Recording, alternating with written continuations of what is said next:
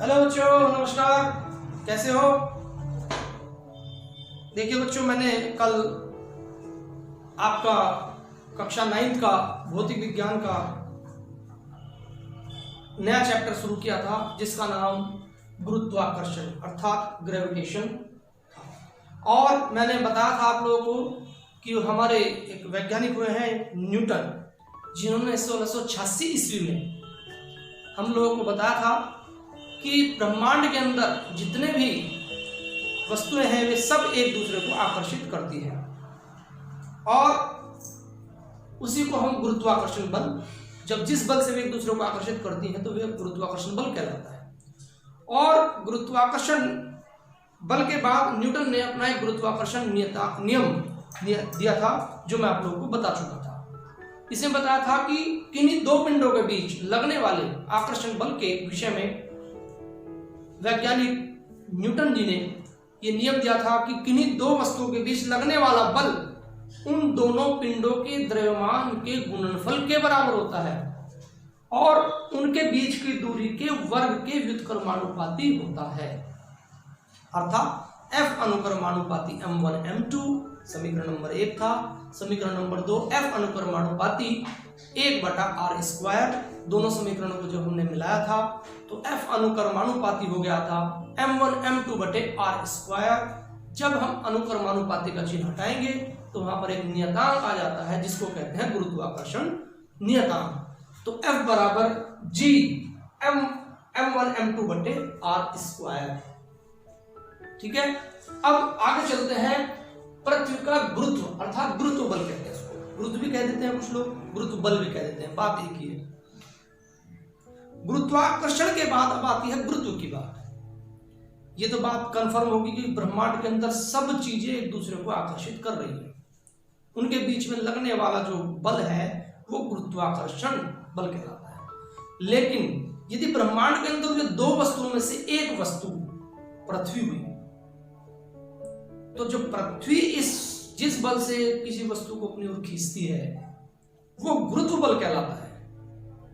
उसका नाम बदल कर क्या हो जाता है? गुरुत्वाकर्षण बल। है तो गुरुत्वाकर्षण ही वो भी, लेकिन पृथ्वी के लिए विशेष नाम दिया गया है अलग से, उसको गुरुत्व बल कहते हैं। एक पिंड कोई भी ले लो आप, अब हमने एक छोटी बॉल ले ली, एक पृथ्वी ले ली, तो पृथ्वी जिस बल से इस बॉल को अपनी ओर खींचेगी, इंसान है, XYZ कुछ भी है, हमको पृथ्वी से ऊपर उछालते हैं तो सब चीजें नीचे आ जाती हैं। है तो गुरुत्वाकर्षण बल ही वो, लेकिन पृथ्वी के लिए उसका एक नाम और दे दिया, उसको हम कहते हैं गुरुत्व बल। तो ये क्या दिया आपका? पृथ्वी का गुरुत्वाकर्षण बल अर्थात गुरुत्व बल। पृथ्वी जिस बल से किसी वस्तु को अपने केंद्र की ओर खींचती है उसे पृथ्वी का गुरुत्व अर्थात गुरुत्व बल कहते हैं। अब जो गुरुत्व बल के व्यवहारिक उपयोग हमारे सामने हमारे दैनिक जीवन में कौन कौन से ऐसे उपयोग हैं जो आते हैं? अब देखिए, पहला क्या है? गुरुत्व बल के कारण ही ऊपर की ओर फेंकी गई वस्तु पृथ्वी पर वापस लौट आती है। ये जो ब्रह्मांड के अंदर जो आकर्षण का जो बल है वही बदलकर गुरुत्व बल बन गया। इसी बल के कारण वस्तु कहीं भी फेंक दो आप, ऊपर नीचे आके गिरेगी पृथ्वी के ऊपर, अर्थात पृथ्वी के अंदर गुरुत्व बल है। इसको जी, छोटे वाले जी से रिप्रेजेंट करते हैं। चलिए बताता हूं अभी। तो गुरुत्व बल के कारण ही, नंबर 2, गुरुत्व बल के कारण ही हम पृथ्वी पर खड़े रह सकते हैं। हम पृथ्वी पर चल रहे हैं, अपना काम कर रहे हैं, घूम रहे हैं। ये किस कारण से? अन्यथा हम ब्रह्मांड में ऐसे ही घूमते फिरते, उड़ते फिरते। यदि पृथ्वी के अंदर गुरुत्व बल ना होता तो हम ऐसे ही आसमान में घूमते तैरते फिरते। पृथ्वी के अंदर गुरुत्व बल है जो 9.81 जिसका मान है मीटर प्रति सेकंड स्क्वायर, उस बल के कारण ही हम लोग पृथ्वी पर अपना काम कर रहे हैं, घूम रहे हैं। तीसरा, पृथ्वी पर वायुमंडल की उपस्थिति भी गुरुत्व बल के कारण है। हमारे चारों ओर जितना भी वायुमंडल है ये भी गुरुत्व बल के कारण ही है। हम जो ऑक्सीजन ले रहे हैं, जो नाइट्रोजन गैस की, जिसमें अन्य गैसें मिली हुई हैं, कार्बन डाइऑक्साइड है, जो भी हमारे चारों ओर जो वातावरण है, जो गैसों का हमारे चारों ओर जो तालमेल है, हमारे वायु के अंदर जो तालमेल है, वो भी गुरुत्व बल के कारण ही है। यदि गुरुत्व बल ना होता तो ये वायुमंडल भी हम लोगों के सामने ना होता और ना ही इस पृथ्वी पर जीवन होता। नंबर 4, गुरुत्व बल ही कृत्रिम उपग्रह को चक्कर लगाने के लिए आवश्यक अभिकेंद्र बल प्रदान करता है।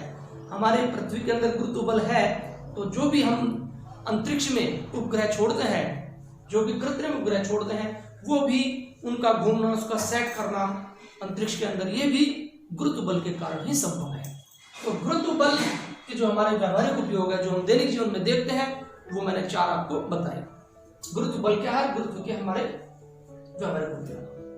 अब आता है जो गुरुत्व त्वरण अर्थात एक्सेलरेशन ड्यू टू ग्रेविटी। अब गुरुत्व बल के कारण उत्पन्न त्वरण को ही, अब आप लोगों ने त्वरण पढ़ा है। त्वरण किसे कहते हैं? वेग परिवर्तन की दर को त्वरण कहते हैं।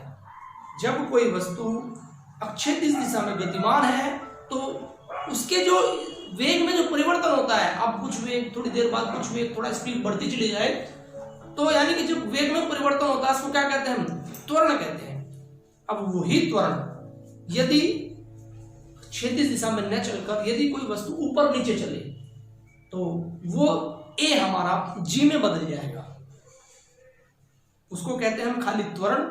और जो गुरुत्व के कारण उत्पन्न त्वरण होता है उसको कहते हैं हम गुरुत्व त्वरण जी, स्मॉल जी, छोटे वाला जी, ध्यान रखना है। तो गुरुत्व बल के कारण उत्पन्न त्वरण, क्योंकि कोई वस्तु ऊपर फेंकते हैं, जब वो जमीन पर आती है तो उसकी स्पीड बढ़ती चली जाती है, तो उसकी स्पीड में बार बार मतलब कंटिन्यू स्पीड बदलती जाती है, तो उसका अर्थात इसके अंदर त्वरण उत्पन्न हो गया। काहे के कारण हुआ? गुरुत्व बल के कारण उत्पन्न हुआ। अर्थात गुरुत्व बल के कारण जो त्वरण उत्पन्न होता है उसे गुरुत्व त्वरण जी कहते हैं। या इसको, इसकी डेफिनेशन ये बन जाती है जो आप लोग याद कर सकते हैं, ये भी और ये भी। या पृथ्वी पर स्वतंत्र रूप से गिरती हुई किसी वस्तु के वेग में होने वाली वृद्धि को गुरुत्व त्वरण जी कहते हैं। इसका मान पृथ्वी के भिन्न भिन्न स्थानों पर भिन्न भिन्न होता है। अब गुरुत्व बल त्वरण का मान पृथ्वी पे अलग अलग स्थानों पर अलग अलग होता है। पहाड़ों पर चले गए तो वहां पर गुरुत्व त्वरण का मान घट जाता है। पृथ्वी पर कुछ और है, जहां पर भी मतलब क्षेत्र के हिसाब से डिपेंड करता है, थोड़ा बहुत अंतर इसमें वेरिएशन होता है। चलिए अब हम चलते हैं गुरुत्व त्वरण जी के मान की गणना। ये आपका एक न्यूमेरिकल भी है, बहुत इंपॉर्टेंट न्यूमेरिकल है। इस चैप्टर के अंदर सबसे ज्यादा इंपॉर्टेंट न्यूमेरिकल भी है और जी की वैल्यू निकालने के लिए भी ये बहुत ही इंपॉर्टेंट है। अब देखिए, आपने 2 जी पढ़ी है, आपने एक बड़े वाला जी, एक छोटे वाला जी। इसको गुरुत्वाकर्षण कहते हैं और इसको कहते हैं गुरुत्व त्वरण। अब हम देखिए, मान लो एक पृथ्वी है और एक छोटी बोल है कोई, हम यहां पर बोल है, कोई पृथ्वी है। पृथ्वी का द्रव्यमान को हमने मान लिया ME, अर्थात अर्थ, बड़ा M ले लिया और E लगा लिया अर्थ के लिए ME। और छोटे वाला जो बोल है उसका द्रव्यमान M है, छोटे वाला M।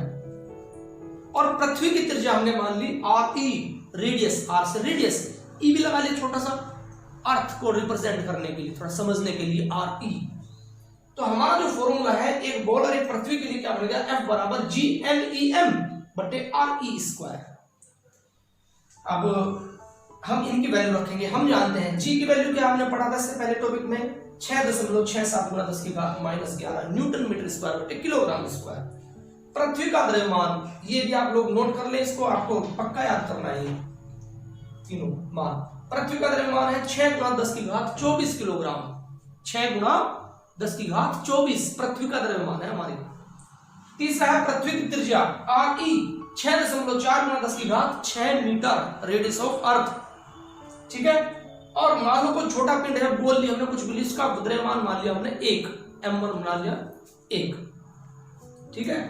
अब ये सारे मान मैंने इस सूत्र में रख दिए, F बराबर GMEM बटे R²। जी का मान रख दिया 6.67 गुना 10 की घात -11 गुणा ME अर्थात मास ऑफ अर्थ 6 गुना 10 की घात 24, छोटे वाले M का मान 1 रख दिया और RE का मान रख दिया 6.4 गुना 10 की घात 6 और इसका वर्ग भी कर दिया। जब हम इसको हल करते जाएंगे 6.67 ऐसे कैसे 10 की घात 11 और 10 की घात 24 में से 11 गए, 10 की घात 13 बच गए बटे 6.4 दो बार हो गया, इसका स्क्वायर है 6.4 गुना 6.4 और 10 की घात 6 और इसकी घात भी 2, 6 दूनी 12। तो 10 की घात 12 से 10 की घात 13, 12 से 12 कट गए, तो इसका मतलब 1 10 बच गया हमारा। तो 6.67 गुना 10 की 60, 6 गुना करते 10 6 60 बटे 6.4 गुना 6.4। जब इसको कैलकुलेट करेंगे तो F का मान आ जाएगा 9.8 न्यूटन, क्योंकि बल का मात्रक न्यूटन होता है। अब आप एक बात और जानते हैं कि F बराबर ma भी होता है। वस्तु पर लगा बल उसके द्रव्यमान उसके त्वरण के गुणनफल के बराबर होता है। ये आपने बल के चैप्टर के अंदर पढ़ा था।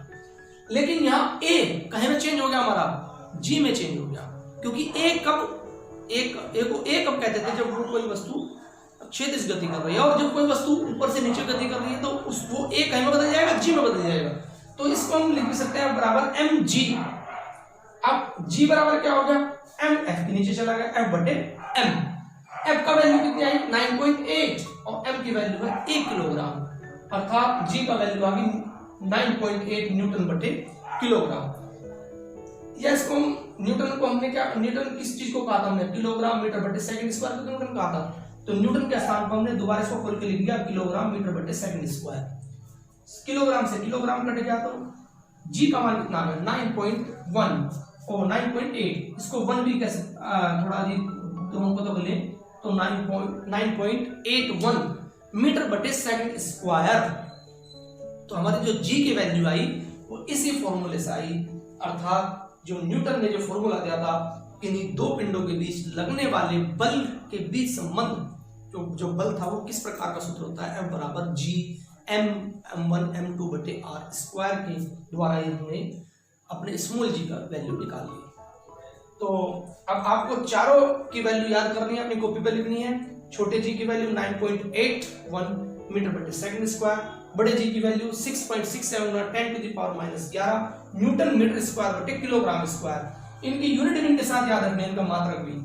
पृथ्वी का द्रव्यमान 6 गुना 10 की घात 24 किलोग्राम और पृथ्वी की त्रिज्या 6.4 गुना 10 की घात 6 मीटर। ये चारों मान बहुत ही इंपॉर्टेंट है। जब भी कोई न्यूमेरिकल करेंगे इनके बिना हम न्यूमेरिकल नहीं कर पाएंगे। तो बच्चों आज मैं इतना ही बताता हूँ गुरुत्वाकर्षण चैप्टर के अंदर पृथ्वी का गुरुत्व बल क्या होता है, गुरुत्व बल के व्यावहारिक उपयोग क्या है, गुरुत्व त्वरण किसे कहते हैं, और गुरुत्व त्वरण G के मान की हमने गणना कैसे की। ये अपने आप में न्यूमेरिकल भी है, ये अपने आप में G का कोई पूछता है तो G का मान वैल्यू इतनी कैसे आई तो भी ये प्रूफ है। इस क्वेश्चन को कई किताबों में अलग अलग तरह से दिखाया गया है। मैंने कई किताबों को पढ़ने के बाद ही थोड़ा इसको इस तरह से एडजस्ट किया है कि आप लोगों के सीधा सीधा समझ में आ जाए। तो ठीक है बच्चों, ये अपना कार्य आप बड़े ईमानदारी के साथ, बड़े ध्यान के साथ करेंगे। इन शब्दों के साथ जय हिंद, जय भारत, नमस्कार।